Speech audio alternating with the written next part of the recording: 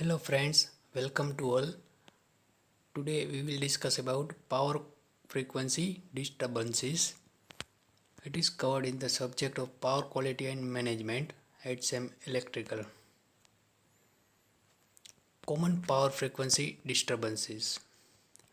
Power frequency disturbances can last anywhere from one complete cycle to several seconds or even minutes. Voltage sag and swell. Reduction in AC voltage at the power frequency for durations from a half cycle to a few seconds. Voltage sags typically are due to starting on large loads such as electric motor or an arc furnaces. So these are the heavy loads, so it will take a very large starting current. So due to these, voltage sag will be observed in the system. Here is the example of voltage sag. In between these two we can see there is a voltage dip. Voltage is reduces for some cycles. And here is the example of voltage swell. In between these two, voltage is somewhat increases. It is known as voltage swell. Utility faults are also responsible for voltage sags. Utility faults also responsible, not only starting large loads are responsible. The utility attempts to clear the fault by opening and closing the voltage circuit using reclosers, which can require from 40 to 60 cycles. The power line experiences voltage sags or total loss of power for the short duration it takes to clear the fault. Voltage sags and swells are also generated when loads are transferred from one power source to another. It means in the event of a power loss, the power is transferred to the generator. So at that time, voltage sag and swells may be observed. Flicker. Flicker is a low frequency phenomena in which the magnitude of the voltage or frequency changes such a rate as to perceptible to the human eye. It means we can observe flicker from our eye that there is a dim or pull in a lamp. Cures for low frequency disturbances. One method is isolation transformers. Here we can see schematic diagram of isolation transformer. One primary is there, one secondary is there, and one shield. So isolation transformer is not a step up or step down transformers. The same voltage at primary will be transferred to the secondary side. So the turns ratio of the isolation transformer will be unity. It means number of turns at primary side will be equal to the number of turns of secondary side.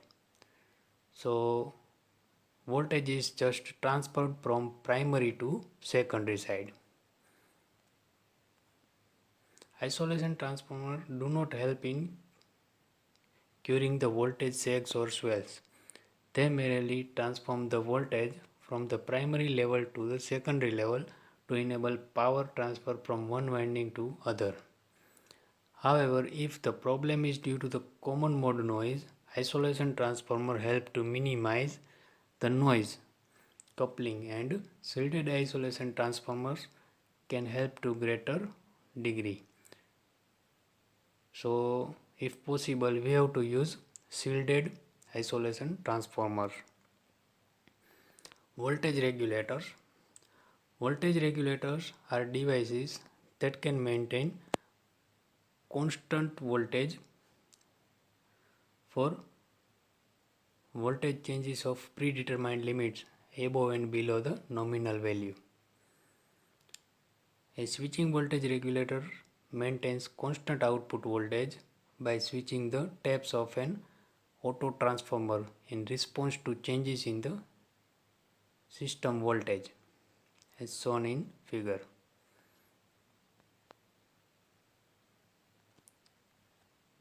See, here is a tap changer voltage regulator.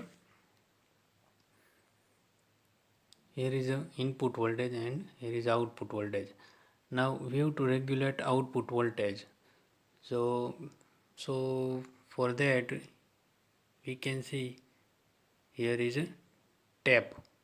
So by changing the tap using this rod, we can vary the output voltage. For example, tap is here, but we can place it at here. So this way we can change the winding number of turns, and because of this the output voltage will be changed. The electronic switch which responds to a signal from the voltage sensing circuitry and switches to the tap connection necessary to maintain the output voltage constant. The switching is typically accomplished with half of a cycle, which is within the ride-through capability of most sensitive devices. So this way we can use the voltage regulator using tap changing. And this is the dynamic voltage regulator because there are moving parts are there. Now ferroresonant regulators.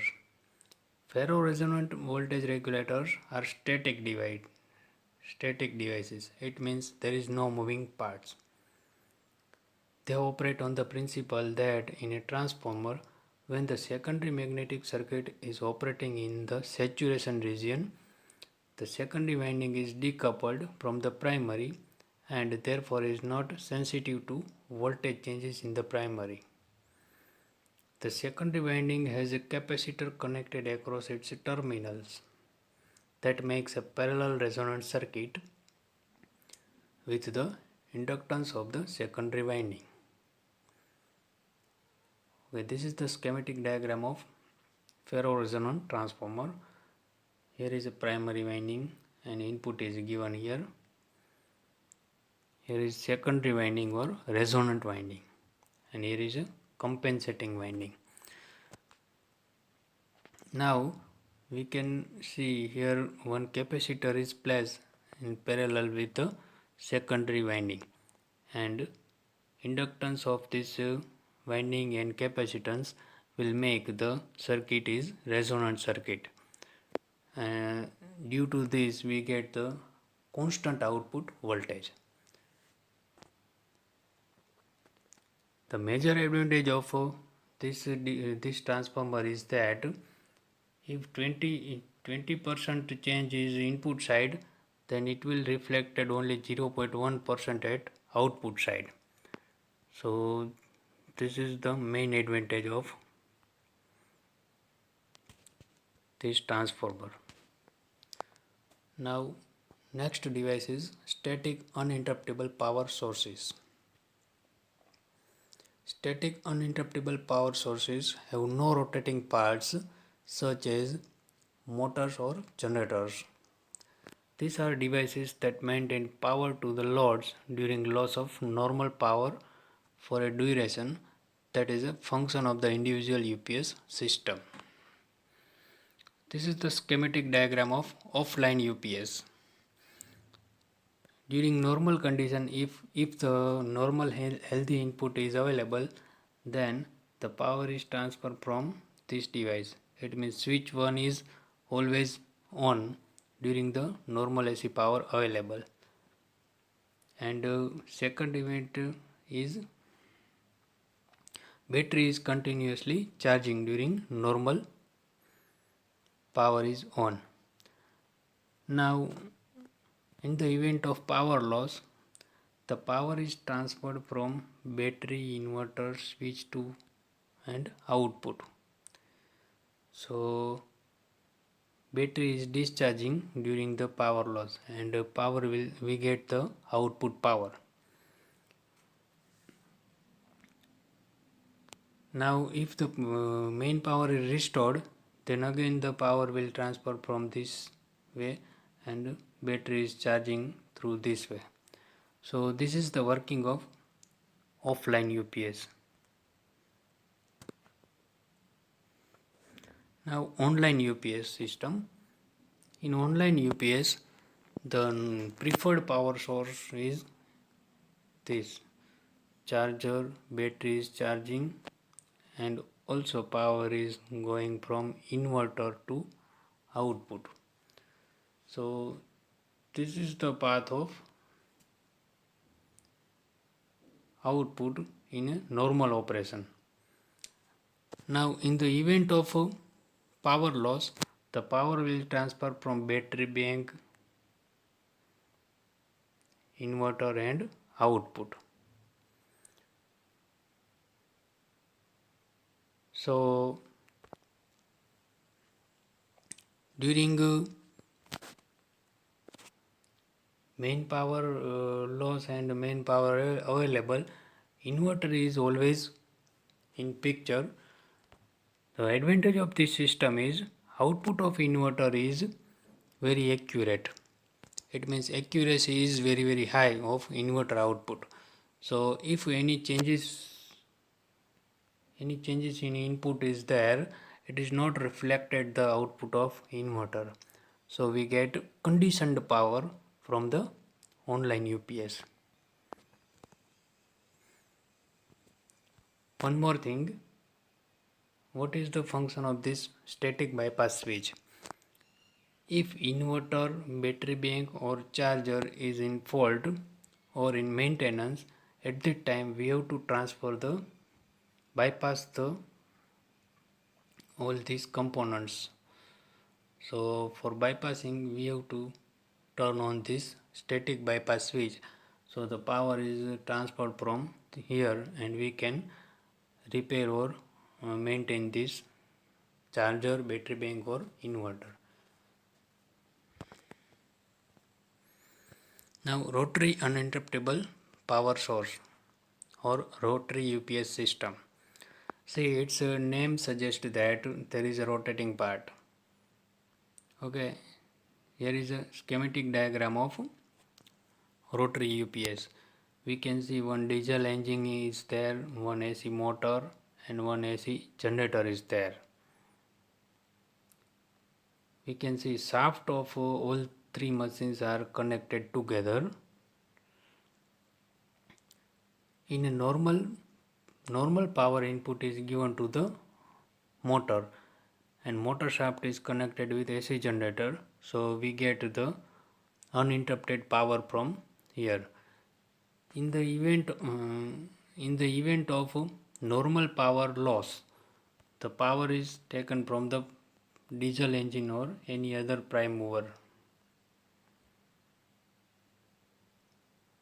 Okay, diesel engine will comes in picture whenever the main normal power will loss.